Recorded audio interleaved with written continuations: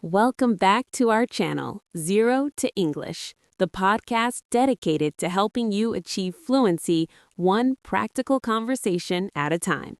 We break down real-world English so you can speak confidently in any situation. If you love practical lessons like this, please remember to subscribe, like, and hit the notification bell for more videos. Hello and welcome back. We are settling in for a very long, very detailed conversation today. We are talking about the home. This is not just about four walls. It is about where we belong. I'm Perry. And I am Alan. This topic is vast. If you are learning English, the vocabulary of the home is essential because it is what we see every day. Perry, let's start outside. Imagine we are standing on the pavement or the sidewalk looking at a house. What is the first thing we notice? The first thing is the curb appeal. This is a great English expression. Curb appeal is how attractive a house looks from the street. If the house has a beautiful garden, a clean driveway, and a fresh coat of paint, we say it has great curb appeal. And the style of the building matters. Is it a modern house with glass walls, or is it a Victorian house with lots of detail? In some places, you see bungalows. A bungalow is a house with only one level, no stairs. My dream is to live in a cottage. A cottage is a small, traditional house, usually in the countryside. It often has a thatched roof, which is a roof made of dried straw. It looks like something from a fairy tale. I prefer something more industrial. I like lofts. A loft is an apartment that used to be a factory or a warehouse. It has high ceilings, exposed pipes, and big metal windows. It feels very New York. Let's look at the landscaping. That is the word for how the land around the house is designed. Some people have a hedge. A hedge is a fence made of living bushes. You have to trim the hedge to keep it neat. And if you have a lawn, you need a lawnmower. My neighbor is obsessed with his lawn. He spends every Saturday morning cutting it perfectly. He even uses a sprinkler to keep the grass green during the summer. I prefer a flower bed. I like to plant perennials. These are flowers that come back every year. It's less work. I also have a bird feeder hanging from a tree. I love watching the birds while I sit on my porch. Let's talk about the roof. Most houses have tiles or shingles. If a shingle falls off, the roof might leak. A leak is when water comes into the house where it shouldn't. That is a nightmare for a homeowner. And don't forget the gutters. Those are the metal pipes that collect rain from the roof. If the gutters are full of leaves, the water will overflow. You have to climb a ladder to clean them. Okay, let's walk up the path and open the front door. Does your door have a knocker or a doorbell? I have a doorbell, but I prefer a knocker. It sounds more classic. When you walk in, you are in the hallway. In the United States, we often call this the entryway. In a very big house, it might be a grand foyer. The first thing I do is take off my outerwear. That is a general word for coats, hats, and scarves. I hang them on a coat hook. Perry, are you a shoes on or shoes off house? Oh, definitely shoes off. I don't want the dirt from the street on my carpets. I have a shoe rack where everyone puts their shoes. I provide slippers for my guests so their feet stay warm. That is very hospitable. Hospitable means you are a good host. In my hallway, I have a runner. A runner is a long, narrow rug that goes down a hallway. It protects the hardwood floors. Hardwood is beautiful, but it can be noisy. You can hear people's footsteps. I have floorboards that creak. To creak is to make a high-pitched sound when you step on wood. It makes the house feel old and full of character. In the hallway, we also find the thermostat. This is the small box on the wall that controls the heating and the air conditioning. Everyone in a family always fights over the thermostat. Yes, one person is too cold, the other is too hot. My house has radiators. These are metal units that get hot to warm up the room. In older houses, they make a clanking sound. We should mention the lighting. Hallways can be dark, so we use sconces. A sconce is a light that is attached to the wall, not the ceiling. It creates a very soft, pleasant light. Let's step through the doorway and into the most complex room in the house, the kitchen. You know, Perry, architects often call the kitchen the engine room. It is where the energy of the home is produced. That is a perfect name for it, Alan. It is the engine room because it requires so much infrastructure. In most rooms, you just have a few electrical outlets, but in the kitchen, you have water pipes, gas lines, heavy-duty electrical wiring, and a ventilation system. It is a masterpiece of engineering. And because it is so functional, the materials have to be tough. Let's look at the countertops. This is where the work happens. If you are a serious cook, your countertops take a lot of abuse. You are dropping heavy pots, spilling lemon juice, which is acidic, and sliding metal pans across the surface. That's why many people choose granite. It is a natural stone. If you look closely at a piece of granite, you can see small crystals of quartz and feldspar. It is almost impossible to scratch. But it is very heavy. You need strong cabinets to support the weight of a stone countertop. My kitchen has marble countertops. It looks beautiful and elegant, but it is high maintenance. High maintenance means it requires a lot of work to stay in good condition. Marble is porous, meaning it has tiny holes. If you spill red wine on it, the stone will drink the wine and leave a permanent stain.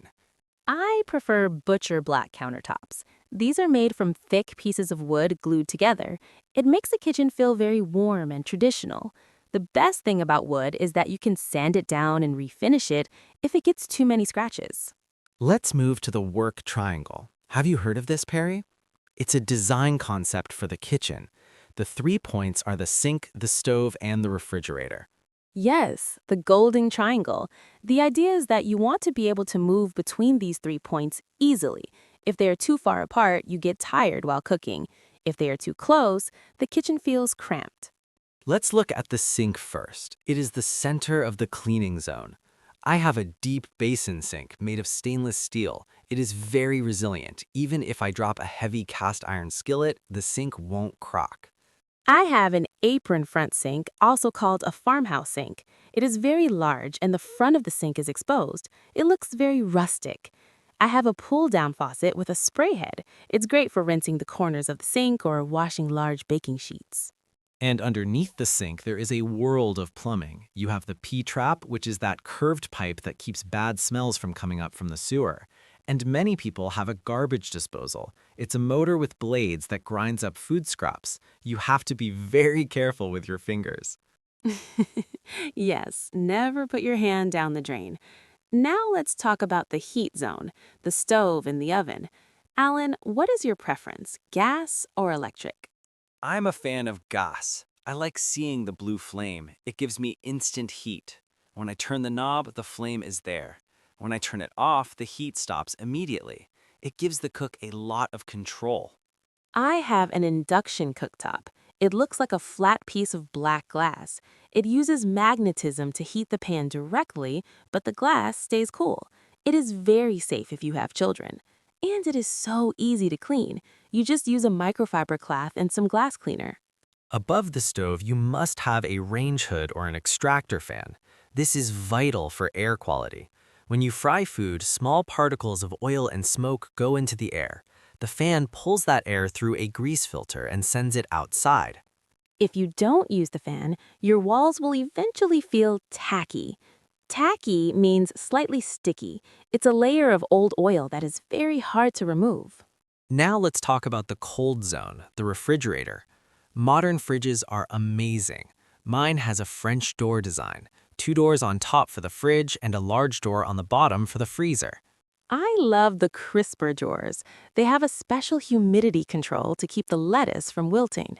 To wilt is when a leaf becomes soft and sad-looking because it lost its water. My refrigerator also has an indoor ice dispenser. I can get crushed ice or cubed ice without opening the door. It saves energy because the cold air stays inside. Let's talk about the pantry. In a large kitchen, you might have a walk-in pantry. It's like a library for food. You have rows of shelves for dry goods. I use airtight containers for my pasta and rice. It keeps them fresh and prevents pests like moths or ants from getting inside.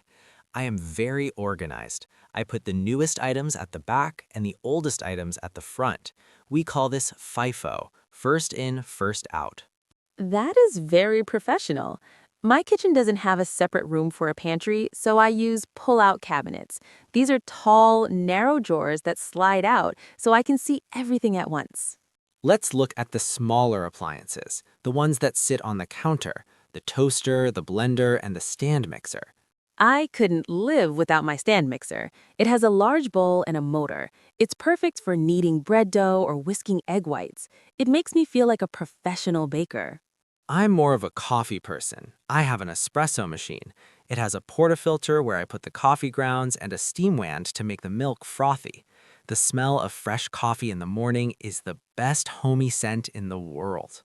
And we can't forget the dishwasher. This is the machine that saves marriages. You load the racks with dirty plates, put in a detergent pod, and hit start. I am very careful about how I load the dishwasher. I put the cutlery in the basket, the plates on the bottom, and the glassware on the top. If you put a delicate wine glass on the bottom, the high-pressure water might break it. Let's talk about the lighting in a kitchen.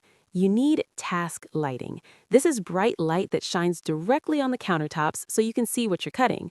We often put LED strips under the upper cabinets. And for the center of the room, many people use pendant lights. These are lights that hang down from the ceiling on a cord or a chain. They look like jewelry for the kitchen.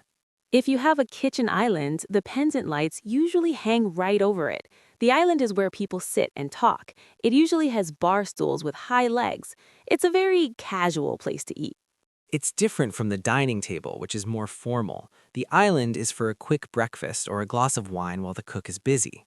We should also mention the flooring in the kitchen. It has to be waterproof and easy to clean. Ceramic tile is common, but it can be hard on your feet if you stand for a long time. I use a comfort mat. It is a thick piece of foam that I put in front of the sink. It cushions my feet while I'm doing the dishes. Another option is linoleum or vinyl. These materials are softer than stone or tile, but they are still very durable. We have covered so much, from the plumbing to the pantry. The kitchen really is a world of its own. It is a place of creation. And a place of nurturing. To nurture means to take care of someone and help them grow. When we cook for our family, we are nurturing them. That's why we spend so much money and time making our kitchens beautiful. We want the place where we create food to feel like a place of love. Let's recap some of the high-level words we used. Infrastructure, porous, resilient, induction, and aeration. These are words that describe the technical side of the kitchen. And words like cozy, warm, homely, and sociable describe the feeling. If you're listening to this, take a look at your own kitchen. What is the most important appliance to you? Is it the coffee maker or the oven? Try to describe your kitchen cabinets. Are they shaker style? Are they high gloss? Do they have metal handles or are they handleless? There are so many ways to describe this one room. It just shows how much detail there is in the English language when we really look closely. I'm getting hungry just talking about all this kitchen equipment. Me too. Maybe after we finish this podcast, we should go and make a big meal together. That sounds like a plan. But first, let's move out of the heat of the kitchen and into the comfort of the living room. Let's go. Let's leave the kitchen behind and walk through the archway into the living room. If the kitchen is the engine of the house, Perry, then the living room must be the soul. I completely agree, Alan. This is the room where the life in living happens. In English, we have several names for this space. Some call it the sitting room, others the lounge, and in older, more formal houses, you might hear it called the drawing room. Drawing room always sounds so fancy to me. It comes from the old term withdrawing room, a place where you go to withdraw or leave the dinner table to relax. But today, most of us just call it the living room. It's where we unwind. Unwind is such a beautiful verb for our listeners. Think of a tight spring or a tangled ball of yarn. When you relax, you let that tension go. You unwind. And the center of that unwinding is almost always the seating. Let's talk about the sofa or the couch. Is there a real difference? Technically, a sofa usually has arms and a back, while a couch was historically a piece of furniture for lying down. But in modern English, we use them interchangeably. However, the style of the sofa matters. Many people love a Chesterfield. That's a deep leather sofa with tufted buttons. It looks like something you would find in a classic library. My sofa is a sectional. We mentioned this briefly before, but let's look closer. A sectional is made of several modules. You can have an L shape or a U shape. It's perfect for a big family because everyone can pile on. And the fabric is so important for the feel. If you want a room to feel luxurious, you might choose velvet. It has a nap, that's the direction of the fibers. If you rub it one way, it's light, the other way, it's dark. But if you have children or pets, you probably want microfiber or polyester. These are durable and stain resistant. I have a leather sofa. It gets better with age. It develops a patina. A patina is a soft glow or a change in the surface that comes from years of use. It shows that the furniture has a history. Next to the sofa, you usually have the armchairs. I have an accent chair in a bright yellow color. It doesn't match the sofa, but it adds a pop of color. This is a common design phrase. If a room's all gray and white, one yellow chair provides that pop. And what is under our feet? We have to talk about the flooring. In many modern homes, people are moving away from wall-to-wall carpeting and moving toward hardwood or engineered wood. Wood is much easier to clean, especially if you have allergies. Dust doesn't get trapped in wood like it does in carpet fibers, but wood can be cold and loud. That's why we use an area rug. I am fascinated by rug textures. You have woven rugs, which are flat, you have tufted rugs, and then you have the shag rug. A shag rug has a very long pile. It's very 70s style, but it's making a comeback because it's so soft on your feet. Let's talk about the centerpiece of many living rooms, the coffee table. It's usually low to the ground and sits right in the middle of the seating area. It's where you put your coasters, your magazines, and perhaps a decorative tray. I have a nesting table set. These are 3 small tables of different sizes that slide under each other. When I have guests, I pull them out so everyone has a place to put their drink. It's a great space saver. And now let's talk about the atmosphere. A living room needs the right lighting. If you only use a bright light in the middle of the ceiling, the room feels like a hospital. We call that overhead lighting, and designers often hate it. Yes, they prefer layered lighting. You start with ambient light, maybe some hidden LED strips in the ceiling. Then you add task lighting, like a pharmacy lamp or a floor lamp next to your chair so you can read. And finally, accent lighting. This is light used to highlight something beautiful, like a picture light above a painting or a small lamp inside a bookshelf. It creates depth in the room. Speaking of bookshelves, a built-in bookshelf is a dream for many. It covers the whole wall. It holds your library, but also your curios. A curio is a small, unusual object that people like to look at, maybe a seashell from a trip or a small statue. It makes the room feel lived in. That's a great adjective. A lived-in room isn't messy, but it feels like people actually enjoy being there. It's not a museum. We should talk about the entertainment center. For better or worse, the television is often the focal point. That is the place where your eyes go first. Some people don't like the look of a big black screen. They use a media console with doors to hide it, or they use a frame TV that displays art when the television is off. I have a sound bar under my TV. It gives me much better audio quality. When I watch a concert, I want to hear the bass. The bass is the low, deep sound. And what about the windows? The way we cover our windows changes the whole mood. If you use heavy drapes, the room feels warm and formal. Drapes are thick, often lined with extra fabric to block heat and sound. I have Roman shades. These are fabric blinds that fold up into neat horizontal pleats. They look very clean and modern, and if I want total privacy, I just pull the cord. Let's talk about the fireplace. Even if you don't use it for fire, it is often the heart of the room. The area around the fireplace is the hearth. Historically, the hearth was where people cooked and stayed warm. It's a symbol of the home. My fireplace is gas-powered. I just flip a switch and I have a fire. I don't have to deal with ash or soot. Ash is the gray powder left after wood burns. Soot is the black smoke that sticks to the chimney. I have a wood-burning stove. It's a black metal box with a glass door. It's very efficient. It stays hot for hours. I love to sit in front of it on a rainy evening with a throw blanket over my lap. A throw is a small blanket used for decoration and warmth.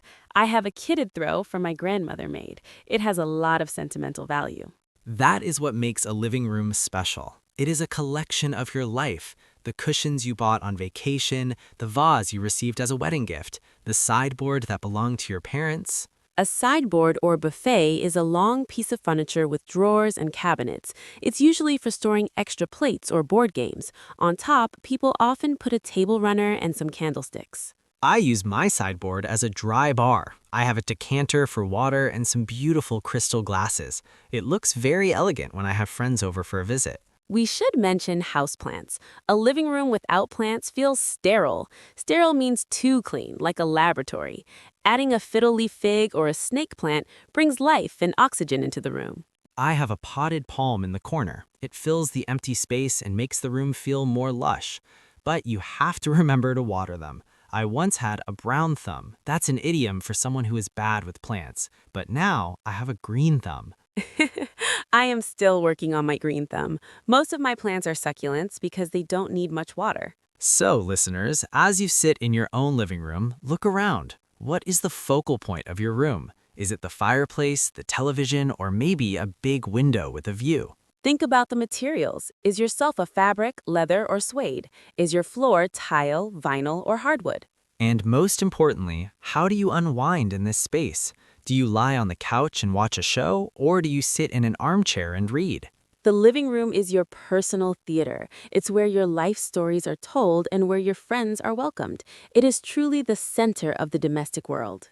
Domestic, that's a great word to end on. It refers to anything related to the home and family. Well, I think we have successfully unwound our thoughts on the living room. We have indeed, but don't get too comfortable in that recliner, Alan. We still have the rest of the house to explore. You're right. Let's move toward the quiet part of the house, the place where we go to dream. The bedroom. Let's go. We are moving away from the public zones of the house now. We are walking down the hallway and entering a space that is off limits to most guests, the bedroom. In many ways, Alan, the bedroom is the most honest room in the house. You don't have to impress anyone here. It is a space designed entirely for your own comfort, your own rest, and your own solitude. Solitude, that is a beautiful word. It means being alone in a way that feels peaceful and good. It is our refuge. When the world is too loud, we go to the bedroom to recharge our batteries. And the center of this universe is, of course, the bed. But a bed is not just a piece of furniture. It is a complex system. It starts with the bed frame. Some people like a platform bed, which is very low to the ground and modern. It doesn't need a box spring. Others prefer a four-poster bed. These have tall wooden or metal posts at each corner. If you hang fabric between the posts, it becomes a canopy bed. It feels like sleeping in a royal tent. I don't think I'm royal enough for a canopy bed, Perry. I have a simple upholstered headboard. A headboard is the vertical panel at the top of the bed. Since mine is upholstered, meaning covered in soft fabric and padding, I can lean against it comfortably when I am reading at night. It's much better than leaning against a cold, hard wall. That is a very practical choice. Now, let's look at the mattress. This is perhaps the most important purchase you will ever make for your health. You spend about 1/3 of your life on a mattress. You have inner spring mattresses with metal coils, memory foam that remembers the shape of your body, and hybrid mattresses that use both. I am a side sleeper, so I need something that is a bit softer to cushion my shoulder. If you are a back sleeper, you might prefer something very firm. A firm mattress is hard and strong. It provides a lot of support for your spine. And then we have the bedding. This is where we get into the sensory part of the room. We start with the mattress protector, which keeps the mattress clean. Then we have the fitted sheet. Alan, we talked about this before. The sheet with the elastic corners that is a nightmare to fold. Yes, I usually give up and just bunch it into a ball. But once it is on the bed, it needs to be taut. Taut means pulled tight with no wrinkles. On top of that, some people use a flat sheet or a top sheet. This is a cultural thing. In North America, almost everyone uses a top sheet, but in many parts of Europe, they only use a duvet. I'm a duvet person. A duvet is a large, soft bag filled with down, the softest bird feathers, or synthetic fiber. You put it inside a duvet cover. This is wonderful because you can change the look of your room just by changing the cover. It's like a giant pillowcase for your whole bed. Let's talk about pillows. Some people are minimalists. They only have one pillow, but some people have a mountain of pillows. You have your sleeping pillows, then you have Euro shams, large square pillows, and finally accent pillows or throw pillows for decoration. It's all about the thread count of the sheets. Listeners, thread count refers to the number of horizontal and vertical threads in 1 square inch of fabric. Usually, a higher thread count means the fabric is softer and more luxurious. If you want to feel like you are in a 5-star hotel, look for Egyptian cotton or organic linen. Linen is amazing because it is breathable. It stays cool in the summer and warm in the winter. It has a slightly wrinkled look that feels very relaxed. It says, "I am too busy enjoying my life to iron my sheets." I love that attitude. Now, let's look away from the bed. Every bedroom needs storage. We have the dresser, which is a chest of drawers. In British English, they might call it a tall boy if it is very high. I am very organized with my drawers. I use drawer dividers to separate my socks from my ties. It saves me so much time in the morning when I'm in a rush. If my dresser is messy, my brain feels messy. And then there's the closet. If you are lucky, you have a walk-in closet. This is a small room where you can hang all your clothes, store your shoes on shoe racks, and even have a small bench to sit on. It's a room within a room. If you have a small apartment, you might have a wardrobe or an armoire. This is a large standalone wooden cabinet for clothes. It often has a large mirror on the front. Speaking of mirrors, a full-length mirror is essential. You need to see your whole outfit before you leave the house. I have a vanity in my bedroom. This is a small table with a mirror and drawers for jewelry, perfume, and cosmetics. It's where I do my morning ritual. A ritual is a series of actions that you do regularly and carefully. It's my time to prepare for the day ahead. Let's talk about the nightstand or the bedside table. This is the command center of the bed. You have your lamp for late night reading, you have your alarm clock, though most of us just use our phones now, and you might have a carafe of water. A carafe is a beautiful glass bottle for water. It looks much nicer than a plastic bottle. On my nightstand, I also keep a journal and a pen. I like to write down my dreams or my thoughts before I go to sleep. It helps with brain dumping. Brain jumping. That's a funny phrase, but very useful. It means taking all the stress and thoughts out of your head and putting them on paper so you can sleep. And to sleep well, you need the right ambiance. Ambiance refers to the mood or character of a place. In a bedroom, you want dim lighting. I have wall sconces next to my bed that cast a warm orange glow. I never use the big light in the ceiling at night. It's too harsh. And the color palette is vital. You don't want bright red or neon orange walls in a bedroom. Those are energetic colors. For a bedroom, you want serene colors. Serene means calm and peaceful. Think of sage green, sky blue, or warm gray. My walls are very soft lavender. It is scientifically proven that certain colors help lower your heart rate. I also use aromatherapy. I have an essential oil diffuser that smells like lavender and chamomile. These scents tell my brain it is time to rest. What about the windows? You need blackout blinds. If you live in a city, the streetlights can be very bright. Blackout blinds are made with a special lining that stops 100% of the light. It makes the room as dark as a cave. I also use a white noise machine. It makes a constant, soothing sound like a fan or distant rain. It hides the intermittent sounds of the city, like a car horn or a neighbor closing a door. We should mention the flooring again. In the bedroom, wall-to-wall carpet is actually still very popular. Why? Because when you step out of bed with bare feet in the morning, you don't want to touch cold wood or tile. You want something soft and plush. If you have wood floors, you need a bedside rug. It should be large enough that your feet land on it comfortably. I have a sheepskin rug. It's incredibly soft and makes the room feel very Scandinavian or hygge. Hygge, that's a Danish word that has become very popular in English. It describes a feeling of coziness, contentment, and well-being. A bedroom is the hygge capital of the home. Let's look at the ceiling fan. In many warm climates, a ceiling fan is essential. It creates a gentle breeze. The rhythmic sound of the fan can also be very helpful for falling asleep.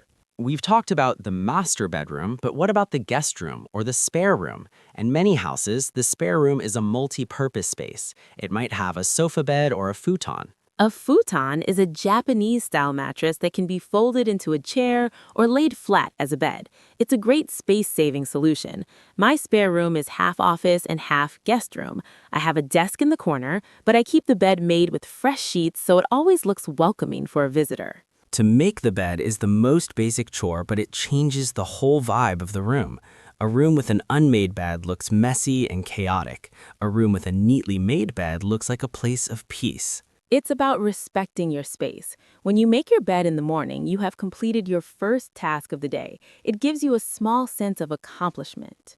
And when you come back at night, your past self has prepared a beautiful gift for your present self. You can just slide under the covers and relax. So, listeners, as we finish our tour of the bedroom, think about your own sleep sanctuary. Is it minimalist and clean, or is it eclectic and full of pillows and books? Do you have a television in your bedroom? Many experts say you shouldn't. They say the bedroom should only be for sleep and relaxation, no blue light from screens. I agree. I keep my phone in the kitchen at night. I use an old-fashioned analog clock. It doesn't glow and it doesn't send me notifications. It just tells the time. That is true discipline, Perry. Well, I feel very relaxed now. I feel like I could take a nap right here in the studio. Don't sleep yet, Alan. We have one more important area to cover, the places of water and the places of air. You're right. Let's head to the bathroom and then step outside into the garden. Let's go. We've reached the final leg of our tour, Perry. We are standing in the smallest, but perhaps the most complex room from a technical standpoint, the bathroom. In North America, we often call this the washroom, or if it's just a toilet and a sink, a powder room or a half bath. The bathroom is a place of transition. It is where we prepare to face the world in the morning and where we wash away the day at night. Because of all the water and steam, the materials here must be non-porous. This is why we see so much porcelain, ceramic, and polished stone. Let's look at the fixtures. The vanity is the centerpiece. It's a combination of the wash basin, the sink, and the storage cabinet below it. I prefer a floating vanity, which is mounted to the wall and doesn't touch the floor. It makes the bathroom feel more spacious. And the faucet, Alan, or the tap, as they say in the UK. I love a waterfall faucet, where the water flows out in a wide, flat stream. It's very calming. Above the sink, the mirror is essential. Many modern mirrors are anti-fog, meaning they have a small heater inside so they stay clear even after a hot shower. Speaking of showers, we have to talk about the shower head. You have the standard fixed shower head, but many people prefer a handheld attachment. This is a flexible hose that allows you to direct the water exactly where you need it. It's also very helpful for scrubbing the shower walls. I am a bath person. I have a clawfoot tub. This is a vintage-style bathtub that sits on 4 metal feet shaped like animal claws. It's deep enough to soak your whole body. To soak means to stay in the water for a long time to relax your muscles. I add Epsom salts and essential oils to the water for a truly therapeutic experience. What about the plumbing? The most feared sound in a home is a dripping tap. Drip, drip, drip. It's not just annoying, it wastes gallons of water. Usually it means a washer or a seal inside the faucet has worn out and needs to be replaced. And the toilets. We don't often talk about it, but the engineering is fascinating. Most modern toilets are low flow, meaning they use very little water per flush. If the toilet is clogged, meaning something is blocking the pipe, you need a plunger. Every homeowner should know how to use one. Let's move to a room that is often hidden away, the laundry room or the utility room. This is the workhorse of the house. You have the washing machine and the clothes dryer. I prefer to air dry my clothes when the weather is nice. I use a whirligig or a clothesline in the backyard. There is nothing like the smell of sheets that have been dried by the sun and the wind. It's so much better than the smell of fabric softener. In the laundry room, you also have the ironing board and the steam iron. To press your clothes means to iron them until they are perfectly flat and crisp. I also keep my cleaning caddy here, a plastic bin with bleach, glass cleaner, all-purpose spray, and microfiber cloths. Now, Alan, let's open the back door and step outside. Whether you have a tiny balcony, a stone patio, or a sprawling backyard, the outdoor space is your connection to nature. I have a deck. A deck is a wooden platform usually attached to the back of the house. It's perfect for al fresco dining. That's a fancy Italian phrase we use in English to mean eating outside in fresh air. I have a patio set with a large umbrella to provide shade. I am a gardener, so my backyard is full of flower beds and shrubbery. I have a pergola, a wooden structure with an open roof that I've covered in climbing roses and wisteria. Underneath the pergola, I have a hammock for afternoon naps. I have a lawn, Perry. A lawn is an area of mown grass. It requires a lot of maintenance. You have to mow it every week in the summer, weed it to remove unwanted plants like dandelions, and aerate it to let air reach the roots. I replaced my lawn with wildflowers and gravel paths. It's much more eco-friendly. I also have a small vegetable patch where I grow tomatoes, cucumbers, and kale. There's a special word for this: homegrown. I have a fire pit in my yard. It's a metal bowl where we can build a small, controlled fire. In the autumn, we sit around it and roast marshmallows. It's a very popular American tradition.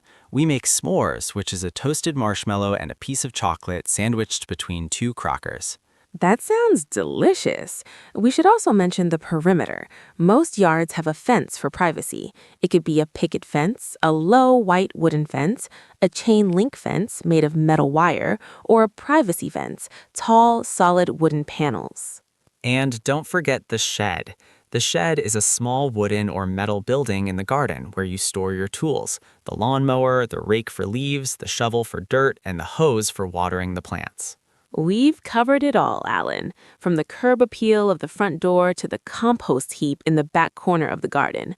A home is a living, breathing thing. It requires care, it offers protection, and it reflects the people who live inside. It's been a long journey, but I hope our listeners now feel like they have the vocabulary to describe every square inch of their world. Whether you live in a studio apartment or a mansion, your home is your castle. Well said, Alan. To our listeners, thank you for staying with us through this deep dive. Go walk through your own home today and try to name everything you see in English. Challenge yourself. Don't just say kitchen. Say, I am standing on my linoleum floor next to my stainless steel refrigerator. That's the best way to learn. Until next time, keep practicing and keep making your home a place of peace. Goodbye, everyone. See you in the next episode.